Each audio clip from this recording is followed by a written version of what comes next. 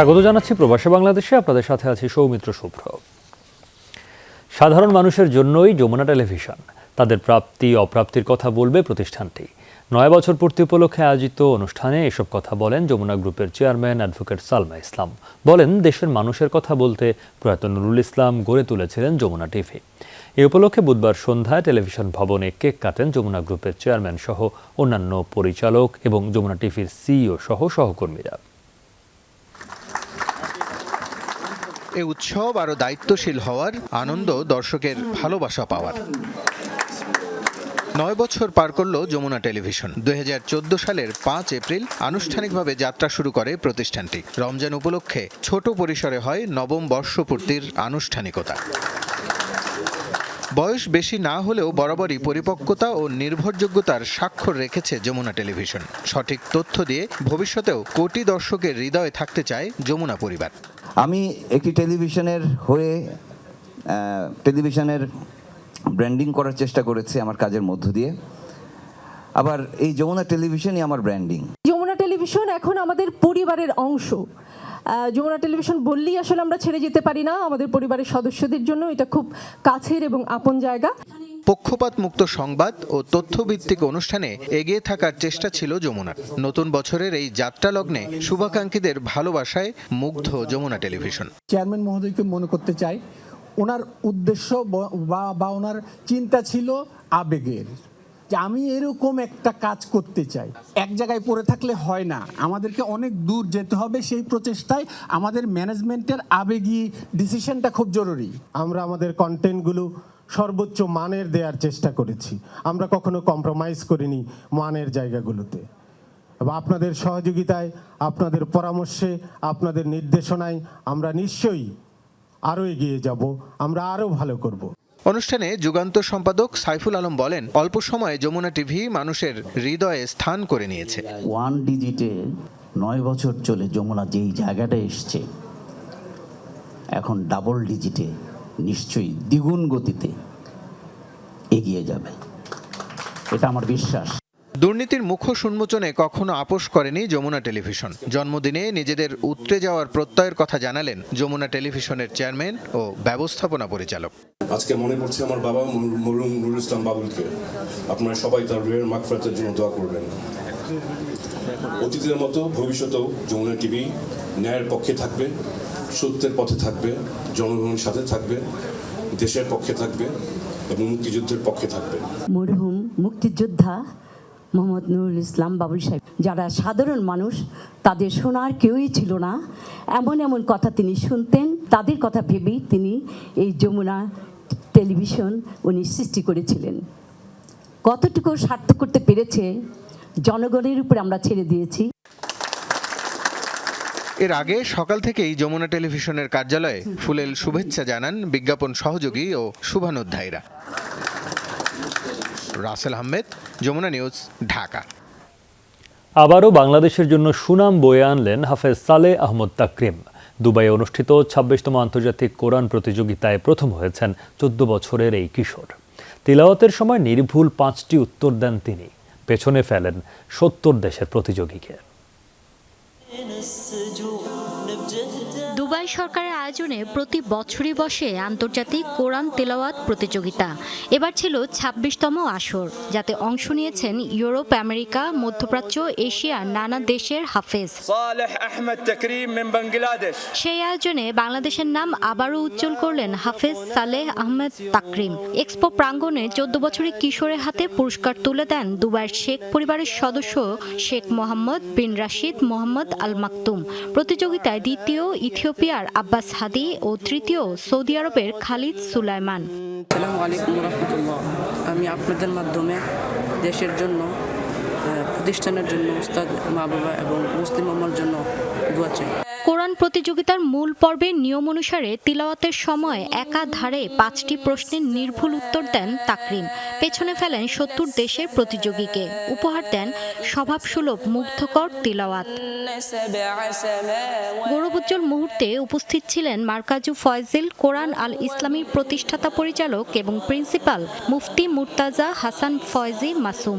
এ সময় বাংলাদেশ থেকে প্রথম বিচারক শোয়েব আল আজহারিকে বিচারক হিসেবে সম্মাননা প্রদান করা করা হয়। বাংলাদেশি 15 লাখ আছে দুবাইতে প্রবাসী, সবাই গর্ব, যেমন কি বাংলাদেশের গর্ব এবং কি আমরা প্রবাসীদের গর্ব। আমি আসলে সবসময় হাফেজদের সাথে, কোরআনের ফাকিদের সাথে এই সময় এই কারণে দিই যে আমার একজনে মানে একটু উৎসয় দেওয়াতে অন্য বাইরেও উৎসয় পায়। আরবদেরকে হারিয়ে একজন অনারবি সে ফার্স্ট হয়েছে, আলহামদুলিল্লাহ। 70টা দেশ যেখানে অংশগ্রহণ করেছে, এটা শুধু অর্জন নয়, এটা একটা মহা অর্জন। এই অর্জন বাংলাদেশের, এই অর্জন গোটা পৃথিবীর উম্মতে মুসলিমার। এর আগে সৌদি আরব ও ইরানে আয়োজিত দুটি আন্তর্জাতিক কোরআন প্রতিযোগিতায় যথাক্রমে প্রথম এবং তৃতীয় স্থান অর্জন করেন তাকরিম।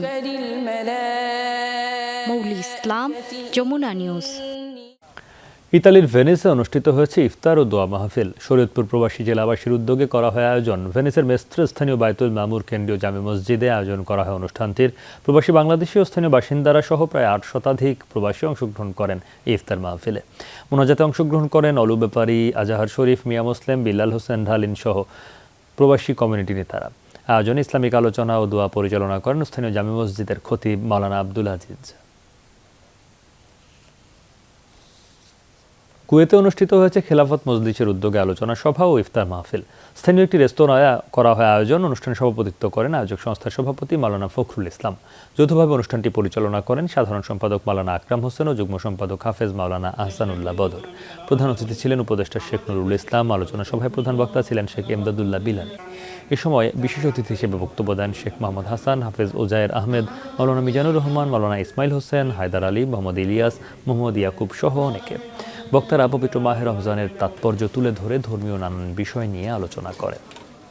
স্পেনে আয়োজিত হয়েছে ইফতার ও দোয়া মাহফিল। বিয়ানীবাজার পৌরসভা ওয়েলফেয়ার ট্রাস্ট বার্সেলোনার পক্ষ থেকে করা হয় আয়োজন।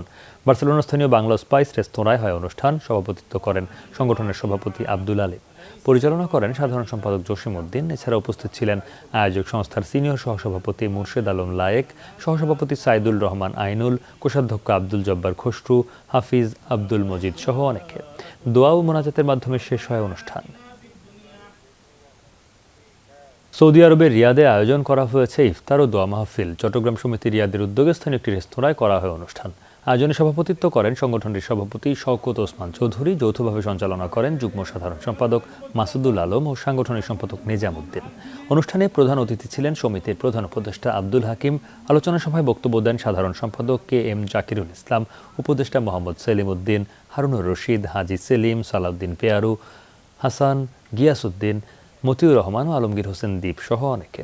অনুষ্ঠানে সদ্য প্রয়াত প্রবাসী জাহাঙ্গীর আলমের পরিবারকে সংগঠনের পক্ষ থেকে 50,000 টাকা অনুদান দেওয়া হয়। যুক্তরাষ্ট্রে ইফতার ও দোয়া মাহফিলের আয়োজন করেছে বৃহত্তর নোয়াখালী জাতীয়তাবাদী ফোরাম। অনুষ্ঠানে 101 সদস্য বিশিষ্ট নতুন কমিটি ঘোষণা করা হয়। সভাপতিত্ব করেন সংগঠনটির নবনির্বাচিত সভাপতি নাইম টুটুল। এছাড়াও সিনিয়র সহসভাপতির পদ পেয়েছেন জাহাঙ্গীর সোহরাওয়ার্দী, সাধারণ সম্পাদক আহমেদ সালে রুমেল, যুগ্ম সাধারণ সম্পাদক কবির রাজ্জাক ও সাংগঠনিক সম্পাদক বেলাল রাজ্জাক। অনুষ্ঠানটি সঞ্চালনা করেন আহমেদ সালে ও বাদল বিজ্জা। প্রধান অতিথি হিসেবে উপস্থিত ছিলেন বাংলাদেশ জাতীয়তাবাদী দল কেন্দ্রীয় কমিটির সহ আন্তর্জাতিক বিষয়ক সম্পাদক বেবি নাজনীন। বিশেষ অতিথি ছিলেন যুক্তরাষ্ট্র বিএনপির সাবেক কোষাধ্যক্ষ জসিম উদ্দিন ভূঁইয়া ও যুক্তরাষ্ট্র যুবদলের সভাপতি জাকির এইচ চৌধুরী। আয়োজনে বক্তব্য রাখেন নোয়াখালীর কোম্পানিগঞ্জের সাবেক চেয়ারম্যান আল হারুন ও আহসানুল্লাহ বাচ্চু সহ অনেকে। আফগানিস্তানে এবার জাতিসংঘে নারীদের কর্মসংস্থানে নিষেধাজ্ঞা দিল তালেবান। প্রতিবাদে দেশটিতে দুদিনের কর্মবিরতির ঘোষণা দিয়েছে সংস্থাটি। মঙ্গলবার এক ঘোষণায় তালেবান প্রশাসন জানায় জাতিসংঘের কর্মসংস্থান থেকে বাধ্যতামূলকভাবে সরিয়ে দেয়া হবে নারীদের। এরপরে জাতিসংঘের তরফ থেকে জানানো হয় পরবর্তী 48 ঘন্টা কর্মবিরতি পালন করবে আফগান কর্মীরা। দেশটিতে প্রায় 3,300 আফগান কাজ করে জাতিসংঘের বিভিন্ন প্রকল্পে, এর মধ্যে 400-র মতো নারী কর্মী। এর আগে এনজিওতে নারীদের কাজে নিষেধাজ্ঞা দিয়েছিল তালেবান।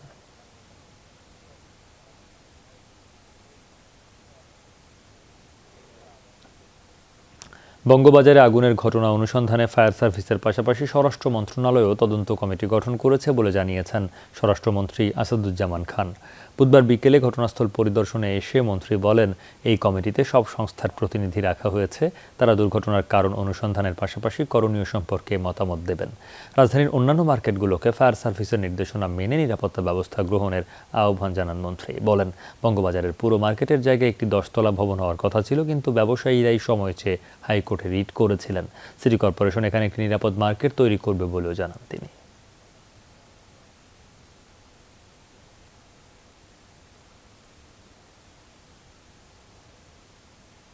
এটাকে নতুন করে একটা 10তলা ভবনের জন্য ব্যবস্থা নিয়েছিল, কাজেই আমি মনে করি এটা এখন সিটি কর্পোরেশন ব্যবস্থা নেবেন কিভাবে এখানে একটা সুন্দর নিরাপদ মার্কেট হতে পারে, তার ব্যবস্থা সিটি কর্পোরেশন করবেন।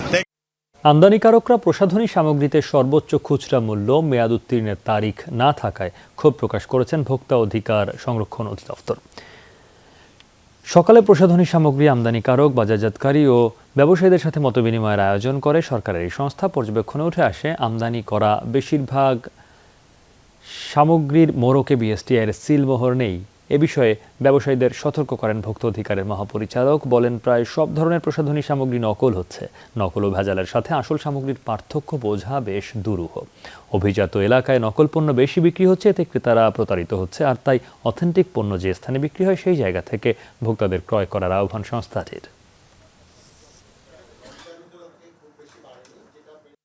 আমাদের বিভিন্ন গোয়েন্দা সংস্থা আমাদেরকে ইনফরমেশন দেয় এবং আপনাদের ব্যবসায়ীদের পক্ষ থেকে ইনফরমেশন দেয়। তা আমরা ইনফরমেশনের ভিত্তিতে আমরা সেটি যাচাই করব, গোপনে করে আমরা অভিযান করব এবং সেই অভিযানে আপনাদের সহায়তা চাই। কিন্তু এটা কখনই এটা ভাবার কোনো কারণ নেই যে মাহে রমজানে আমরা হাত পা গুটিয়ে বসে থাকবো আর আপনারা মানে কতিপয় ব্যবসায়ীরা ফেক প্রোডাক্টের ব্যবসা করবে, এটার আসলে কোনো সুযোগ নেই। বিশ্বে প্রতি 6 জনে একজন বন্ধ্যাত্বের শিকার। বিশ্ব স্বাস্থ্য সংস্থার এক প্রতিবেদনে উঠে এসেছে ভয়াবহ এই তথ্য। মঙ্গলবার প্রকাশিত 98 পৃষ্ঠার প্রতিবেদনে বলা হয়, বিশ্বে প্রাপ্তবয়স্কদের মধ্যে প্রায় 17.5% মানুষই ভোগে বন্ধ্যাত্বে। এর প্রভাবে শারীরিক ও মানসিক আরও নানা ধরনের জটিলতাও দেখা দেয়। রিপোর্ট বলছে, নিম্ন আয়ের দেশগুলোর মানুষ বেশি ভোগে এই সমস্যায়। তবে বন্ধ্যাত্বের কারণ নিয়ে বলা হয়নি প্রতিবেদনে। নারী পুরুষ ভেদে সমস্যাটির হারও উল্লেখ করা হয়নি। WHO প্রধান তেদ্রোস আধানম জানান, 1990 থেকে 2021 সাল পর্যন্ত পাওয়া তথ্যউপাত্ত যাচাই ও গবেষণার ভিত্তিতে তৈরি হয়েছে এই প্রতিবেদন। প্রজনন স্বাস্থ্য নীতিতে বন্ধ্যাত্বের চিকিৎসা অন্তর্ভুক্ত করার পরামর্শ দিয়েছেন তিনি। এই ছিল প্রবাসে বাংলাদেশে। এতক্ষণ সাথে থাকার জন্য ধন্যবাদ।